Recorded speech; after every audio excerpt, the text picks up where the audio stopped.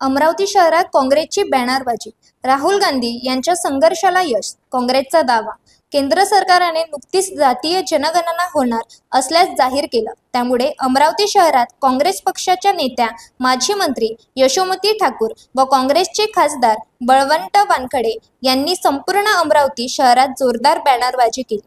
आता जातीय जनगणना होणार असा उल्लेख यामध्ये करत बहुजन की जीत है, राहुल जी का संघर्ष है, जिसकी जितनी हिस्सेदारी उसकी उतनी भागीदारी असा उल्लेख या बॅनरमध्ये करण्यात आला। तर यावेळी काँग्रेस नेता यशोमती ठाकूर दिली। राहुल गांधी यांच्या संघर्षाला यश आलं। त्यांनी सातत्याने जातीय जनगणनेची मागणी केली होती, त्यामुळे आता तातडीने अंमलबजावणी व्हावी अशी मागणी करण्यात आली।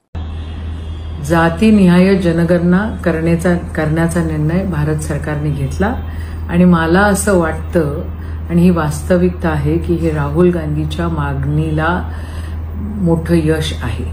सातत्यानं राहुल गांधी म्हणत गेले की जिसकी जितनी भागीदारी उसकी उतनी हिस्सेदारी।